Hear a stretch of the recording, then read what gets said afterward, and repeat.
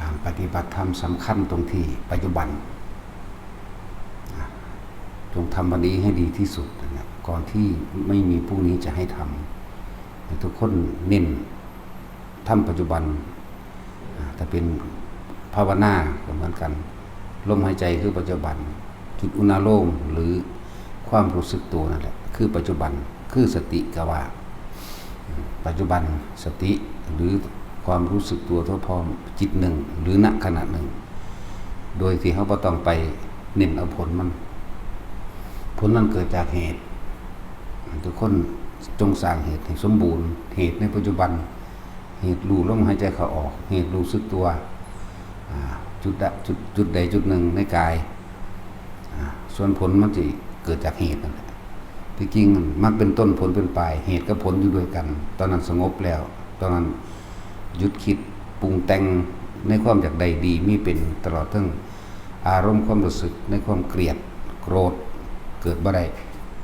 ในขณะที่เขาอยู่กับลมมันอยู่ในความรู้สึกตัวมันความรู้สึกอันพอใจใดพอใจเกิดบ่ได้มีแต่อุเบกขาที่จิตมันอิ่มมันเหมือนกับมันได้กินอาหารทิพย์ก็คืออาการปิติเมื่อมันอิ่มแล้วมันก็แสดงความรู้สึกออกมาทางกายเป็นอาการปิติต่างๆที่พยายามอธิบายให้ทุกคนเข้าใจในความรู้สึกในกายของเจ้าของมาตลอดนิ่มน่วงบนหัวบนหน้าผากกลางอกหรือคนที่สามารถกำหนดย้ายไปตามที่ต่างๆของร่างกายได้นั่นแหละมันก็เป็นปัจจุบันของผู้นั้นแหละจังว่าเฮาบ่เป็นเน้นเอาผลมันดับการอยากบรรลุเพราะความอยากแม้นสิเป็นมัคคานุคาวิสุทธิญาเป็นความอยากในความบริสุทธิ์แต่ว่าก็เป็นกิเลสอันละเอียดเป็นตัณหาอันละเอียดนั่นแหละฉะนั้นอยู่ในปัจจุบันผลมันจะเกิดเองสร้างเองสร้างเองคือสร้างปัจจุบันนั่นเองส่วนผลก็สิเป็นตัวรองรับขึ้นมาเองส่วนมากที่พวกเขาบ่สงบที่พวกเขาบ่เป็นดังนั้นดังนี้เพราะว่าพวกเขาบ่ถิ่มสัญญาพวกเขายังไปคิดเอาความจำต่างๆเอาสัญญามาเป็นปัญญาแล้วก็เอาความเห็นเจ้าของนั่นแหละเป็นไงแสดงออกตามความเห็นเจ้าของว่าต้องอย่างนั้นต้องอย่างนี้ในขณะที่อธิบายแต่ว่าบ่รู้เท่าท่านอารมณ์ความรู้สึกอยู่ในที่มันปนเข้าไปในความคิดนั่นแหละมันบ่แม่นละว่าเน้นอยู่ในปัจจุบันเถอะรู้ในปัจจุบันเถอะจิตหนึ่งในปัจจุบันส่วนผลของมันจะเป็นออกมาเองจริงๆมักเป็นต้นผลเป็นปลายมักกับผลอยู่ด้วยกันอารมณ์เกิดบ่ได้เด้หมายถึงพอใจกับไม่พอใจกับบุคคลสัตว์สิ่งของจิตไม่มีที่ตั้งหมายถึงไปตั้งออกภายนอกนี่เท่ากับอยู่ในหลักของสติปัฏฐาน4กายเวทนาจิตธรรมเวทนาจิตกายรวมแล้วเป็นหนึ่งเป็นหนึ่งนี่คือความรู้สึกอันเป็นหนึ่งคำว่าจิตมีที่ตั้งหมายถึงไปคิดถึงบุคคลสัตว์สิ่งของอันเป็นอดีตแล้วก็ปรุงแต่งอนาคตให้เป็นแบบนี้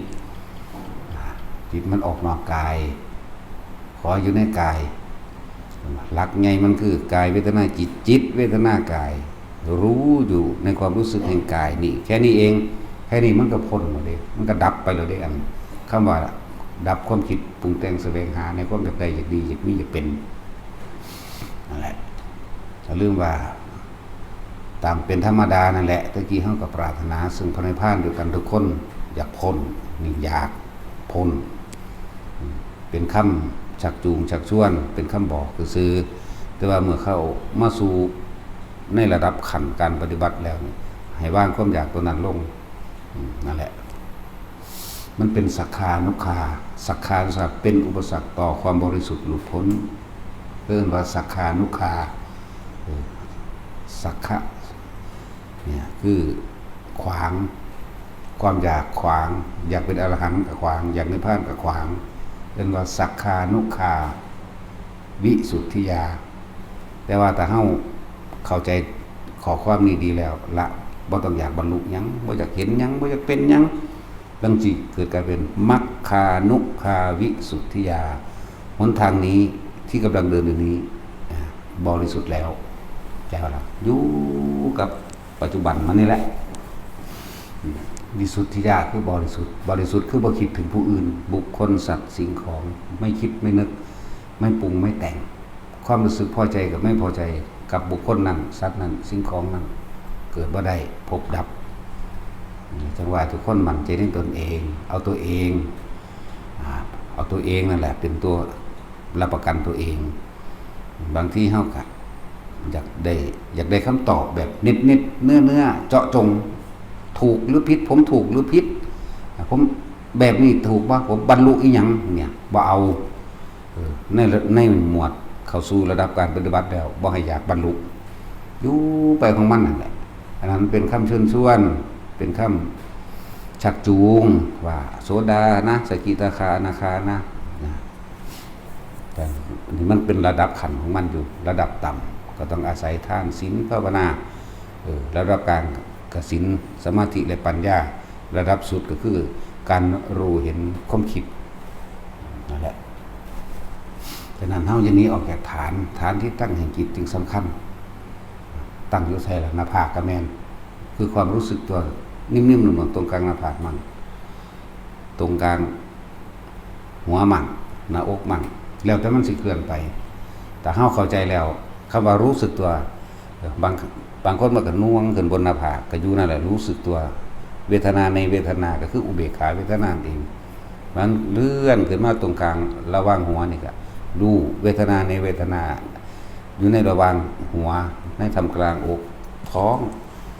ทิ้งปีหรือไหลไปตามขาตามหลังก็เป็นบางที่กระตุกตึกกว้างๆในจักน้อยคือนี่ก็ถูกต้องนั่นแหละเห็นทั้งได้กระสังเข้าบ่ออกจากกายบ่ออกจากฐานที่ตั้งแห่งจิตก็คือกายนี่ฐานที่ตั้งแห่งคือกายเรามีความรู้สึกในกายเรารู้อยู่ในกายเพื่อเอ่ยว่ากายเวทนาจิตนั่นแหละคือธรรมทั้งหลายทั้งปวงบัดแต่มาตัวทางปัญญาคำว่าธรรมในธรรมคืออย่างธรรมภายนอกอาศัยตาหูจมูกลิ้นใจรูปรสกลิ่นเสียงตาเฮาเห็นหูได้ยินเรื่องนั้นถ้าเราไม่คิดไม่นึกความรู้สึกพอใจหรือไม่พอใจก็เกิดมาได้ก็เลยต้องให้หยุดกายไปก่อนกายเวทนาจิตเวทนากายรู้สึกตัวทั่วในกายเห็นดูแค่นี้ทำในธรรมเมื่อ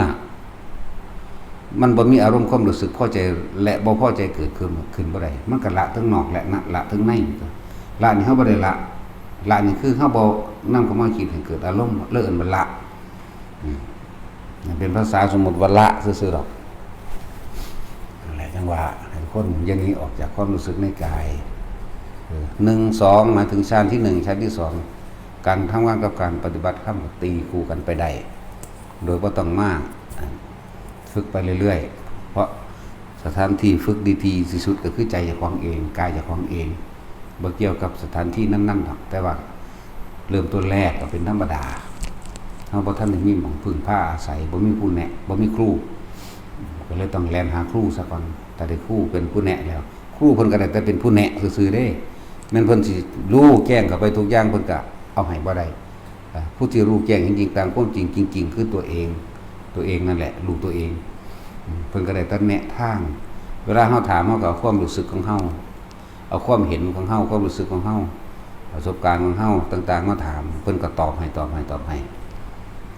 นั้นแต่ว่าจะไปถามเอามรรคผลเด้มรรคกัน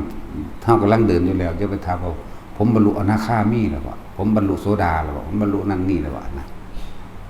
แหละนี่คือระดับที่ว่าเฮาบ่จำเป็นต้องไปเอายอดมันผลมันจึงเป็นความเนินช้าเพราะว่าความอยากหรือเป็นตัณหาอันละเอียดเป็นกิเลสละเอียด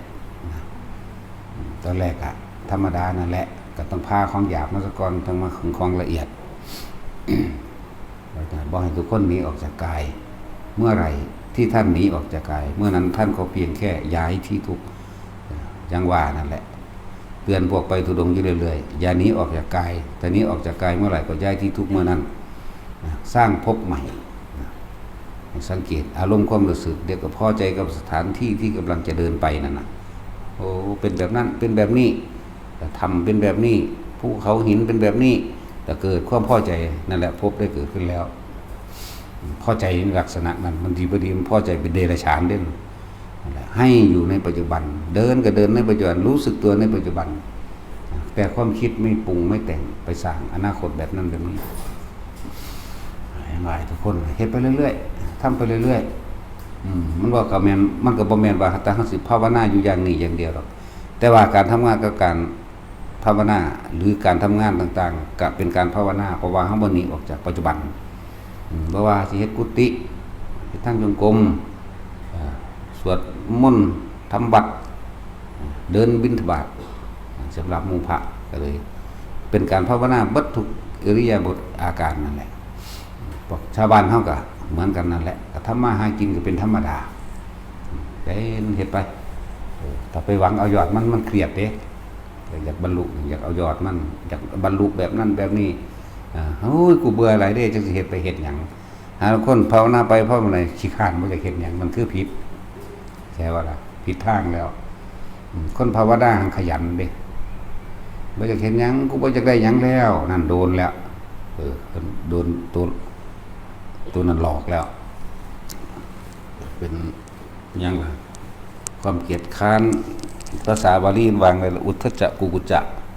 ความเสื่องซึมหรือความท้อถอยได้เกิดขึ้นแล้วได้มันมันว่าแม่นถ้าว่าเหงาเศร้าซึมเด้ความท้อถอยได้เกิดขึ้นแล้วบ่จะเฮ็ดหยังกูบ่เอาหยังแล้วนี่พี่ให้สังเกตเบิ่งรถเฮาจักฮู้อริยะผู้เพิ่นเบิ่งผลงานที่เพิ่นเฮ็ดเพิ่นมักสร้างนั่นสร้างนี่สร้างหยังก็คือสร้างสิ่งที่มันเป็นประโยชน์ต่อคนผู้อื่นมากๆงานเพิ่นเฮ็ดหนักกว่าคนธรรมดาอีกคือจังเทศนาว่าการสิเทศหนักกว่าคนธรรมดาอันนึงเป็นเรื่องของพระอยู่แล้วล่ะอันนึงแต่ว่าเบิ่งผลงานที่ว่าสร้างกุฏิวิหารขุดบ่อน้ำสร้างถนนหรือช่วยเหลือบุคคลยากจนช่วยเหลือสถานที่ราชการสำนักงานต่างๆโรงเรียนพยาบาลพวกหมอพวกต่างๆให้เบิ่งผลงานเพิ่นเฮ็ดคือเพิ่นอยากได้ได้หังบ่แม่นทำเฉยๆนั่นแหละคำว่าอริยะเบิ่งหม่องใดเบิ่งภายในและภายในมันเบิ่งกันบ่ได้ให้เบิ่งผลงานภายนอกก็ได้ว่าแต่ผู้ใดไปขออย่างถ้าเพิ่นมีเท่าใดมันก็ให้ไปตามนั้นแหละนั่นแหละเบิ่งผลงานเพิ่นเอาส่วนการเว้ากันจาก็แล้วแต่กิริยาหรืออุปนิสัยของไผของมันบางองค์ก็เว้ามวนบางองค์ก็โผงผางพวกเลียนแบบมักสิเว้ามวนบ่เฮ็ดหยังอันนั้นเป่งปังด่าไปพร้อมก็เป็นอุปนิสัยของเพิ่นก็บ่แม่นตัดสินดอกแต่เบิ่งผลงานมักช่วยเหลือโรงเรียนคนทุกข์คนยากคนเก็บคนป่วยหลายๆอันนี้แหละเบิ่งประกอบเอานั่นผู้ใดอยากรู้อริยะเป็นแบบใดเพิ่นบ่เบียดเบียนไผบ่แห้งครับเฮานี่มุ่งเน้นสร้างประโยชน์อย่างเดียวสร้างวันนี้ขณะนี้ปัจจุบันนี้ก่อนที่จะไม่มีพรุ่งนี้ให้สร้างให้ทำเพราะความตายมันบ่ได้อยู่ในหูดังเฮาได้ความตายหยุดลมหายใจเข้าแล้วบ่ออกก็ตายหายใจออกแล้วบ่เข้าก็ตายเด้มันมีอยู่ในหูดังนี่ก็แค่ว่ามรรคผลนิพพานก็อยู่ในหูดังบารมี10ก็อยู่ในหูดังถ้าเอาแบบง่ายๆแบบนี้แหละง่ายแล้วอันอย่างอื่นถ้ามีที่มันจะเป็นประโยชน์ต่อโลกต่อสัตว์ต่อคนใดเฮ็ดไปคือเฮาปลูกต้นไม้นี่แหละปลูกต้นไม้รดน้ำขุดบ่อน้ำบาดาลช่วยเหลือแนะนำพวกที่ทำงานอยู่ในนี่อย่าคิดได้ว่าบ่เสียสละบ่คิดได้ว่าบ่ละกิเลสคือพวกแอดมินหรือพวกเฮ็ดหัวเฮ็ดสวนนี่แหละเวลาคนเขามาพักเขาพักแล้วเขาไปเลยผ่าเขามาขึ้นเขาก็ต้องสักมันต้องเป็นธรรมดาได้ต้องทั้งอดทนบัดแต่เฮาเข้าใจแล้วว่าเฮาเป็นจาคะผู้ที่มีจาคือตัดขาดออกจากการหวังในลาภในยศหรือสื่อเสียงคำยกย่องจังซี่เฮาบ่หวังจาคะความสลัดออกตัวนี้ก็มันเฮ็ดไปเป็นปกติเหมือนกับคนทำดีเขาไม่ได้คิดว่าเขาดีเขาทำดีแต่เป็นการทำปกติของเขาบ่เหมือนคนที่ยึดดีติดดีแล้วก็อวดดีจะยกตนเป็นคนสำคัญแต่ว่าพวกนี้สิเสแสร้งแกล้งทำไม่ได้นานบ่เหมือนคนที่ปกติคนปกติว่าถ้าผู้ใดถามนั่นถามนี่แล่นเฮ็ดให้ เฮ็ดให้หาให้บ่มีผ้าห่มบ่มีมุ้งบ่มีพัดลมบ่มีถังกะละมังหม้อบ่มีผ้าอนามัยก็หาให้เข้าใจว่าล่ะนั่นแหละจังซั่นขนาดนั้นเด้แต่เขาก็ทำไปของเขานั่นแหละบ่แม่นว่าปฏิบัติธรรมบ่แม่นว่าเฮาสิเคร่งเครียดในท่าในการนั่งในการเดินเรียกว่าสละความเห็นแก่ตัวต่างหาก